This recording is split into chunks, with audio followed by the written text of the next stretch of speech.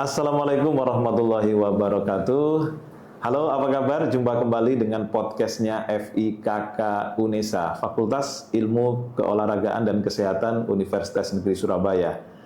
Hari ini luar biasa, kita kembali hadir untuk memberikan sesuatu yang barangkali belum pernah tercatat gitu ya. Tapi mudah-mudahan ini semua tetap selalu bisa menginspirasi teman-teman semuanya, para pemirsa FIKK Podcast ya. Di sebelah saya sudah hadir Ibu Amalia Ruhana, Sarjana Pertanian, Master Public Health ya.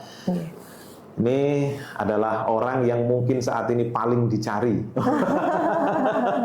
Mengapa demikian? Karena ya mungkin sekedar prolog aja, saat ini Indonesia atau di negeri kita ini sedang marak-maraknya program makan bergizi gratis.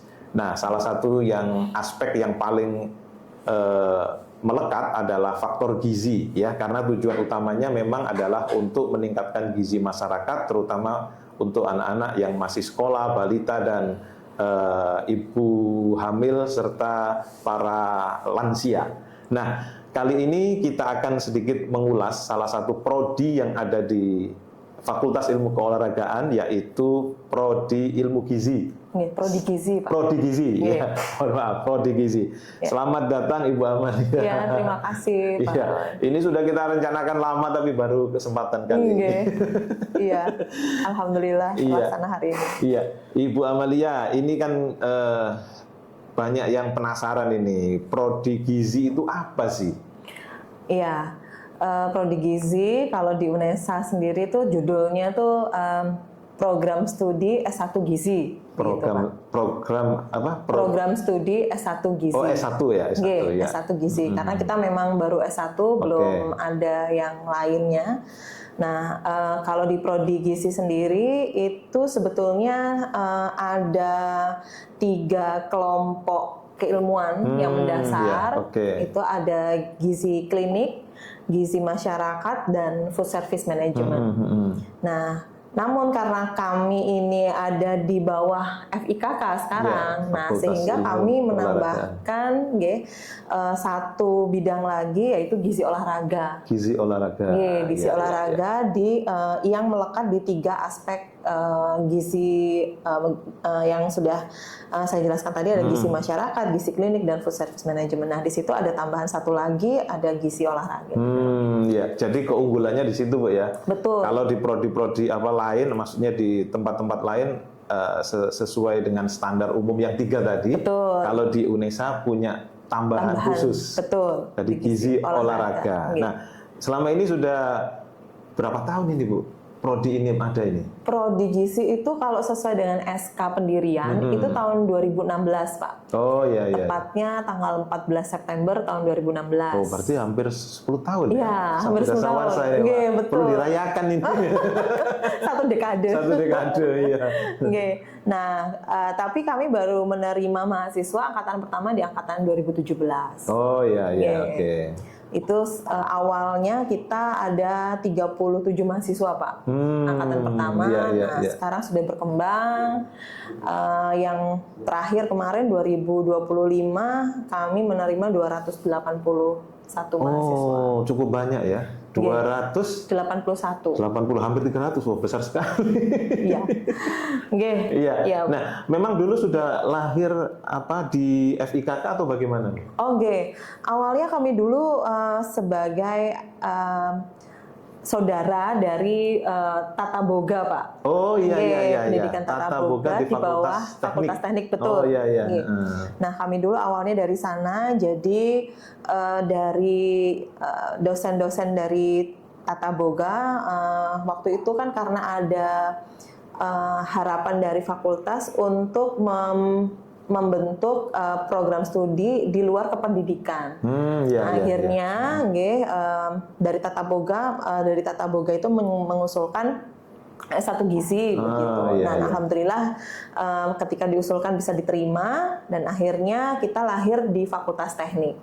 Sampai berapa tahun di teknik? Sampai 2023, Pak. Oh, hampir berapa tahun itu?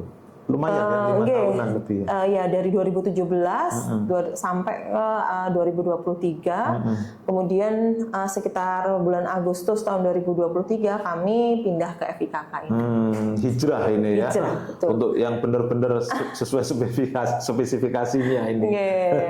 Nah, betul. dalam perjalanannya untuk yang ke FIKK ini sudah menemukan pola tersendiri, berarti menemukan yang tadi ya, yang khusus kesehatan tadi. Gizi olahraga. Nah, selama ini apa ini Bu kiprah untuk para atlet mungkin atau bagaimana? Karena kami sekarang sudah mulai fokus ke gizi olahraga. Nah, kami sudah mulai menambahkan mata kuliah kaitannya dengan gizi olahraga ke dalam muatan mata kuliah wajib kami, begitu Pak. Nah, sekarang yang sudah dilakukan, kami sudah mulai melakukan pendampingan kepada atlet, terutama yang non-elit. Kemudian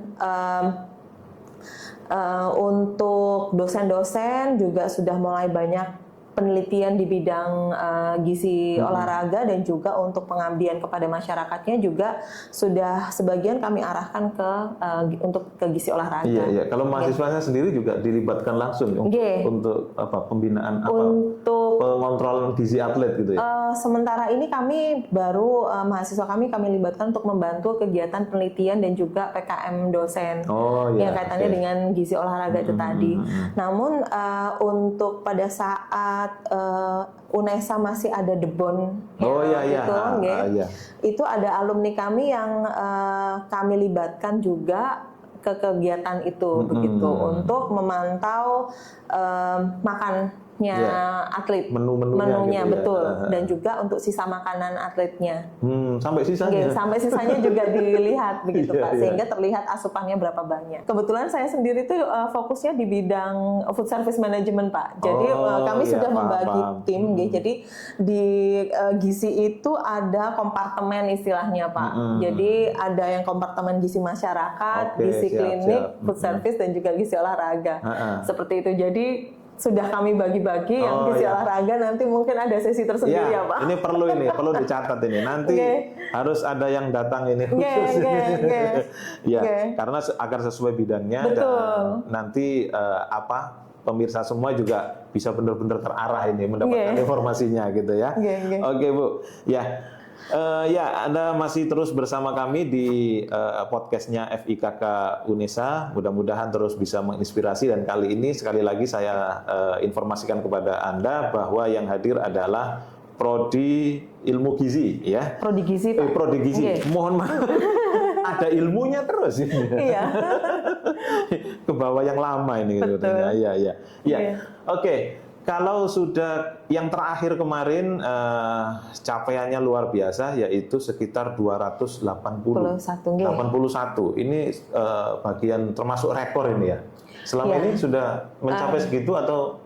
Iya, untuk di 3 tahun terakhir Pak, dari 2023, 2024, angkatan 2023, angkatan 2024, angkatan 2025 itu memang kami ditarget untuk kuotanya 280. Yang 2023 itu 280, 2024 280, dan 2025 281. Masih stabil ya. Stabil. Nah, ini kan antusias itu kan tidak gampang untuk mencari calon mahasiswa sebanyak itu.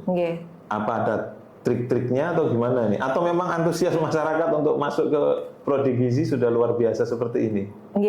Memang prodi kesehatan itu kan memang cenderung laris ya Pak untuk di pasaran itu.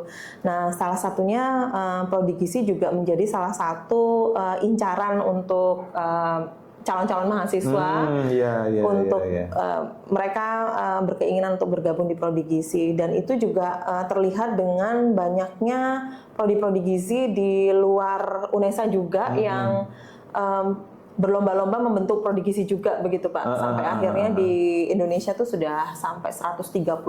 Sekarang sudah ada 136 prodi gizi di seluruh Indonesia. S1 itu Pak, baru S1. Nah, termasuk di UNESA sendiri menjadi salah satu program studi dengan peminat yang cukup tinggi begitu cukup tinggi. Nah, sebetulnya untuk apa tipsnya begitu ya? Kami memang selain juga peminatnya juga sudah banyak begitu, kami juga ketika mengadakan kegiatan di luar, kami juga sekalian mempromosikan Prodigizi. Misalkan ketika kami mengadakan pengabdian kepada masyarakat, itu kami menyertakan sekaligus informasi. Iya. Kemudian kemarin kayak seperti kegiatan yang dilaksanakan di rektorat, waktu itu ada kegiatan yang mengundang siswa-siswa SMA. Nah, itu kami juga menitipkan brosur untuk disebarkan ke adik-adik calon mahasiswa. Iya, kalau memang ingin masuk ini adik-adik mahasiswa yang baru mungkin ya tahun depan atau sebentar lagi ini kan sudah masuk. Ada kriteria untuk masuk apa prodi ini apa gitu, yang jurusan apa atau apa gitu? Jadi untuk ke prodi gizi memang syaratnya dari IPA Pak IPA. Harus IPA ya? Iya, karena untuk memudahkan juga ketika mereka nanti adik-adik sudah masuk ke prodi gizi, akan banyak sekali mata kuliah yang kaitannya dengan ilmu pengetahuan alam seperti itu, sehingga harapannya tidak terlalu kesulitan untuk mengejar mata kuliah yang nanti kami sampaikan di perkuliahan. Iya, selama ini ada kendala nggak, Bu? Adik-adik ini? Iya, adik-adik ini. Iya, kalau untuk mata kuliah yang sifatnya memang agak sulit ya Pak ya, kayak biostatistik, kemudian analisis zat gizi, itu ya intinya selama adik-adik bisa memahami ketika pembelajaran, insya Allah bisa. Bisa, insya Allah pasti bisa. Dosen-dosennya mumpuni ya, jangan ragu ya untuk masuk ke prodi gizi FIKK UNESA ini. Nah, ini kan antusiasme dari masyarakat, antusiasme mungkin juga calon pengguna alumni ya. Ini kan juga pasti sangat besar ini. Nah, fasilitas yang menunjang pendidikan di sini bagaimana Ibu? Untuk fasilitas di sini alhamdulillah ketika kami pindah ke FIKK ini, akhirnya kami ada lab tersendiri khusus untuk prodi gizi, ada lab kuliner dan dietetik. Itu nanti sudah cukup besar ya, labnya di U2 lantai 1, kemudian ada lab analisis zat gizi juga, kemudian ada lab pendidikan gizi ini di sebelah ya, kemudian ada lab komputer juga yang nanti tergabung di Fakultas FIKK, kemudian juga ada lab penilaian status gizi juga, dan satu lagi lab konsultasi gizi. Nah, ini kan jumlahnya tadi masuk untuk satu rombongan aja sudah 280, hampir 300 ini Bu. Untuk tempat kuliahnya bagaimana? Tempat kuliahnya alhamdulillah di FIKK sendiri kelasnya sangat banyak. Kelasnya sangat banyak dan tidak perlu khawatir Pak, sudah diplot oleh oleh Pak Indra ya sebagai kalap yang fasilitas. Jadi kami sudah ada pembagian dan insya Allah bisa tercover semuanya. Itu kan ada gedung baru, gedung kuliah bersama. Nah itu saya lihat kok didominasi teman-teman dari gizi nih. Berarti sudah benar-benar menyatu ya. Memang ada beberapa kami perkuliahan di sana, di U5 itu ada di lantai 4 dan juga di lantai 3. Gitu. Kami jadi bareng-bareng juga sebetulnya. Iya, namanya aja tempat kuliah bersama ya. Jadi memang ya ini teman-teman mungkin yang belum pernah ke UNESA atau ingin tahu UNESA lebih jauh, nanti bisa mampir ke berapa tadi? U5. U5 ya, ini gedung baru yang keren. Ya pokoknya sangat-sangat luar biasa tempatnya, ini keren banget. Saya aja sampai kerasan di situ. Iya. Oke Bu, kalau tadi sudah mahasiswanya saya yakin sudah kerasan di sini dan tentu pilihannya juga sudah tepat. Nah, kalau masa depan ini terkait masa depan mereka nanti sudah berapa lulusan ini yang diberikan oleh dari fakultas dari prodi ini? Lulusan kami itu kan udah dari 2017, 2018, 2019, 2020, 2021. Berarti sudah 4 kali ya? 5 gitu. 5 kali. 17, 18, 19, 20, 21 ya. Udah 5 kali. Nah, itu ya sudah lumayan banyak ya Pak ya. Sudah banyak itu Sudah banyak. banyak. Oke. Nah, untuk adik-adik yang alumni kami itu sebagian besar memang sekarang itu terserap di SPPG Pak. Tapi banyak juga yang mereka yang melanjutkan studinya, ada yang melanjut ke profesi, ada yang lanjut ke S2 seperti itu. Nah, memang untuk adik-adik yang mungkin nanti tertarik ke prodi gizi dan ingin menjadi tenaga kesehatan, itu nanti memang mereka wajib untuk mengikuti sekolah profesi. Nah, memang di UNESA belum ada untuk saat ini, tapi mudah-mudahan segera dalam waktu dekat kami bisa membentuk untuk program studi profesi untuk biar nanti adik-adik yang memang berkeinginan untuk menjadi tenaga kesehatan bisa langsung melanjutkan profesi di UNESA lagi begitu. Jadi memang jalurnya seperti itu, Bu, betul, ya. Nah, jadi memang harus melalui S1 dulu, S1 gizi. Dulu, betul. Baru kalau ini harus menempuh profesi ya, betul. Seperti PPG gitu ya, kalau di guru ya. Atau dokter harus koas dulu begitu nggih. Jadi wah, ini ketat sekali ya. Makanya sekarang rame di guru ini karena mungkin kualifikasinya juga sangat-sangat luar biasa ya Bu ya. Nggih. Tapi kalau untuk di SPPG itu tidak ada persyaratan khusus, harus profesi dulu Pak. Jadi begitu lulus S1 adik-adik bisa langsung bekerja. Oh, di SPPG ini yang ini ya untuk makan bergizi gratis. Betul, Oh ya. Ahli gizi MBG. Iya, jadi pemirsa semua, untuk saat ini memang pemerintah kita sedang gencar-gencarnya ya program makan bergizi ini, dan salah satu yang serapan yang paling tinggi dari lulusan dari kita itu ternyata sebagian besar masuk ke sana. Betul. Nah, ini apa ini Bu? Ada kiatnya enggak ini untuk teman-teman yang mau gabung atau setidaknya bisa masuklah ke sana gitu? Ada enggak? Memang jadi kami ketika memang sudah mulai banyak pendirian SPPG itu kami waktu itu sempat berdiskusi dengan alumni kami yang sudah menjadi kepala SPPG di salah satu kota di Jawa Timur begitu. Kami bertanya sebetulnya kompetensi apa yang dibutuhkan lebih begitu ketika ahli gizi itu ada di SPPG seperti itu. Terus dijelaskan memang perlu untuk lebih mendalami yang food service management tadi Pak, terutama untuk penyelenggara makanan dalam jumlah yang banyak seperti itu, sehingga ya bagaimana berapa banyak sih bahan yang harus dibeli ketika harus menyelenggarakan misalkan sampai 2.000 porsi, sampai 3.000 porsi, Nah itu, jadi harapannya adik-adik bisa lebih memahami itu, dan itu memang ada di mata kuliah kami juga Pak, seperti itu untuk food service management. Ya, selama ini Ibu memandang tentang makan bergizi gratis ini apa Bu? Ada nggak pandangan khusus tentang program pemerintah ini?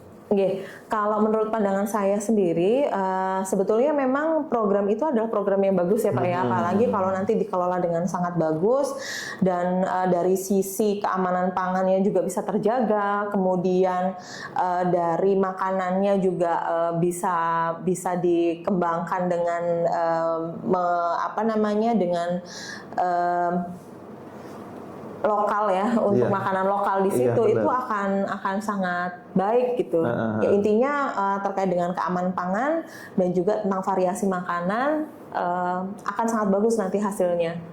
Seperti itu, harapannya kan memang seperti itu ya Pak ya, sehingga bisa menambah intinya biar bisa menambah asupan sehingga nanti adik-adik ya, anak-anak SD, anak-anak SMP, SMA itu paling tidak bisa mendapatkan minimal sepertiga lah dari kebutuhan hariannya itu bisa dipenuhi dari sepertiga sampai dari sepertiga ya.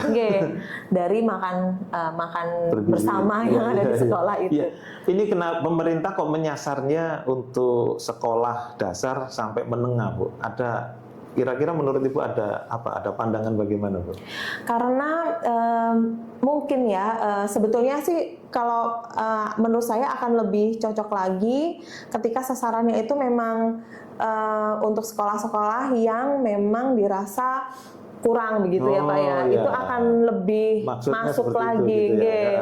Kalau menurut saya seperti itu, karena memang kalau untuk sekolah-sekolah yang memang didominasi oleh orang-orang yang kurang begitu dari sisi pendapatan, itu memang dari beberapa penelitian yang sudah dilakukan, memang banyak yang anak-anak itu tidak sarapan, sehingga mereka mungkin yang rumahnya agak jauh dari sekolah itu dia nggak sarapan, sehingga pas sudah sampai sekolah ya karena belum ada makanan yang masuk ya, sehingga mungkin penyerapan materi dari sekolahnya juga kurang gitu, sehingga ketika ada program itu harapannya pagi mereka sudah, kan itu harapannya kan memang tidak terlalu siang ya Pak ya makannya ya. Pagi sampai gitu. Nah harapannya ketika mereka memang makan di jam sarapan itu nanti akan memberikan efek yang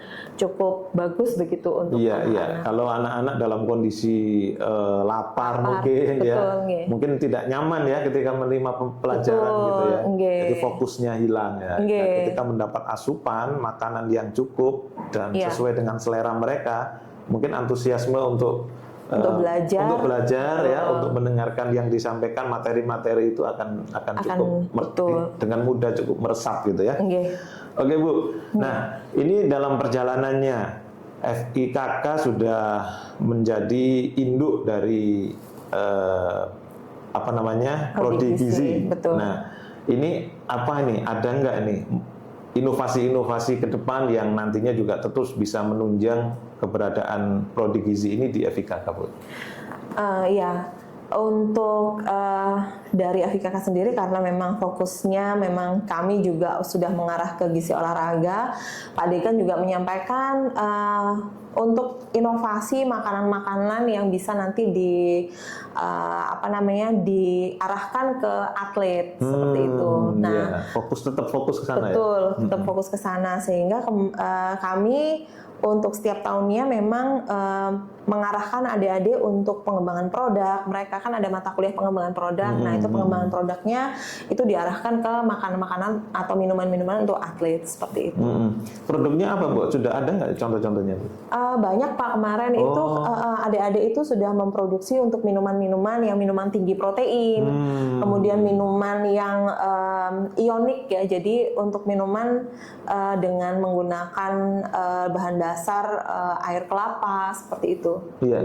Kalau dulu saya kan pernah ngikuti waktu di mana? Di PKK. Di PKK-nya, khusus di PKK-nya kan ada setiap tahun kan ada semacam gelar karya dan lain-lain. Apakah ada semacam itu juga?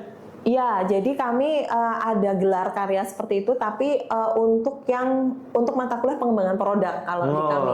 Jadi bukan mata kuliah dulu kan tugas gelar akhir. Karya.